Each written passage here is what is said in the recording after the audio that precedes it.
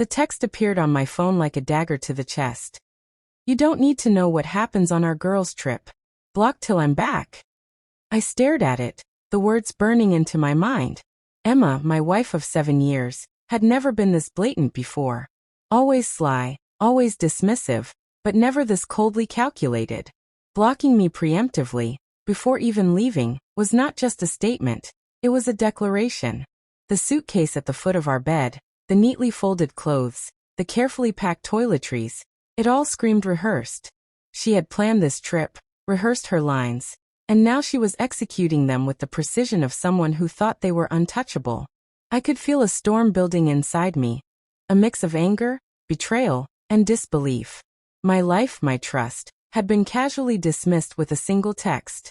I remembered the signs I had ignored, the moments that should have raised alarms but I had brushed aside, the sudden late-night calls, the mysterious expenses on our joint account, the unexplained disappearances that were always girls' nights out. At first, I had wanted to believe, to give her the benefit of the doubt. I had tried to suppress the growing suspicion, clinging to love and the memory of better days. But this, the text, the block, the unapologetic secrecy, was proof that the distance between us had grown too vast to ignore. I paced the living room, the soft hum of the refrigerator filling the silence that she had created. Every plan I had, every carefully maintained structure of our life together, now seemed vulnerable. I thought about confronting her, calling her friends, even racing to the airport, but the rational part of me, the part that had been burned before, warned against impulsive action. She wanted a scene, a reaction, drama that would shift attention away from her own motives. I refused to give it. Instead, I began to plan, quietly, meticulously. I would not let her arrogance and secrecy dictate my actions. If she thought she could manipulate the situation, hide behind her friends, and block me from even asking questions, she was gravely mistaken. The power of truth, when wielded patiently, would be far more effective than any outburst or confrontation. I opened the laptop, began documenting everything, the texts, the hidden messages, the suspicious patterns that had been accumulating for months. Every screenshot, every conversation logged, every suspicious detail became part of a record I would rely on, not for vengeance, but for clarity, for justice, for the eventual moment when the truth would finally surface and speak louder than any excuse she could offer. By the time Emma left for her trip, the house felt empty in a way that echoed through every room. The silence was heavy, oppressive, yet strangely empowering. I had no idea what she was doing, who she was with, or what excuses she would later offer. All I knew was that I had finally decided to take control, not through confrontation, but through preparation. As I reviewed the messages, a pattern emerged, subtle lies, tiny inconsistencies, and moments where her truth didn't quite align with reality. Each one had seemed insignificant at the time, easily dismissed as forgetfulness or miscommunication. But now, with the clarity of hindsight, it painted a picture I could no longer ignore. The girls' trip wasn't just a vacation. It was a stage set for her own narrative, deliberately excluding me, intentionally hiding her actions. I thought back to the early days of our marriage, the trust we had built, the shared laughter, and the unspoken agreements that had once bound us. It all seemed fragile now, a veneer that masked the cracks growing beneath. She had relied on my patience, my goodwill, my blind faith that love could fill in the gaps.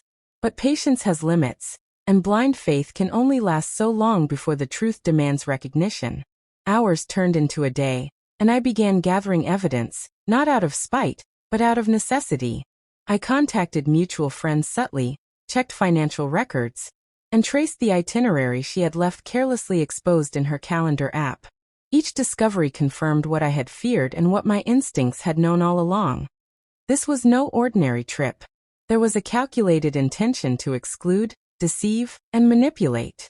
Then came the critical moment, the moment when patience and preparation would intersect. I confronted the first lie with undeniable proof, carefully documenting my findings and keeping the children out of the conflict. My voice remained calm, deliberate, measured. No shouting, no tears, no spectacle, just facts, undeniable and clear. Each revelation she tried to deflect, but the truth, as it always does, prevailed. By the evening, The walls of secrecy she had built began to crumble. Friends who had been complicit in her narrative began distancing themselves, realizing the depth of manipulation. Her messages, once deflective and dismissive, now revealed cracks of anxiety and uncertainty. For the first time, she understood that the game she thought she controlled had shifted entirely. I was no longer a passive observer. I was the one dictating the narrative, the one who had turned her own methods against her. By the third day, Emma's confidence had begun to falter. The texts she sent were shorter, more guarded, revealing glimpses of anxiety she could no longer mask. Her friends' reassurances now rang hollow, as the evidence I had collected methodically began to surface in conversations and subtle confrontations. Each revelation chipped away at the carefully constructed persona she had relied upon for so long. I stayed composed, never raising my voice, never letting emotion dictate my actions. Revenge, I realized, was not about chaos or drama. It was about clarity, precision, and ensuring the truth could no longer be ignored. I had documented every lie, tracked every deceit, and compiled a record that left no room for manipulation. She had thought her trip was her sanctuary, a time to manipulate narratives behind closed doors, but it had become the very moment where her facade began to crumble.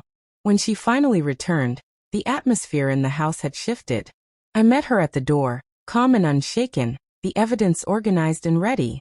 Her attempt at charm and deflection faltered instantly, replaced by hesitation and an uncharacteristic vulnerability. There were no accusations from me, no yelling, no recrimination. The facts spoke for themselves, each piece of proof dismantling her arrogance and exposing the web of lies she had spun over weeks, months, and years. Emma's realization was silent but palpable. Her eyes, once so confident, now reflected shock, fear, and the heavy understanding that her actions had consequences she could no longer evade.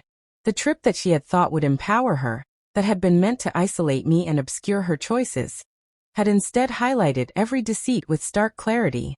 I had let her expose herself, carefully, patiently, without needing to raise my hand or my voice. The ultimate revenge, I had learned, was not about anger. It was about letting truth do its work. By the end of the evening, the balance had shifted entirely. She no longer held control, no longer dictated narratives or manipulated perspectives. The house, once a stage for her secrecy, now bore the weight of transparency. Friends and family, witnessing the unraveling, recognized the shift too. The quiet power of evidence, preparation, and steadfast resolve. Emma, for the first time, understood that the rules she had tried to bend were immutable, and the consequences of deception were unavoidable. As I sat alone later that night, reflecting on the ordeal, a quiet satisfaction settled over me. Revenge had not been loud, dramatic, or vengeful. It had been inevitable, precise, and thorough. Emma had learned the hard way that manipulation has limits, and those who rely on deception will eventually face the unwavering force of truth. Her trip had been a test, and she had failed spectacularly, leaving behind lessons carved in clarity, patience, and the power of undeniable evidence.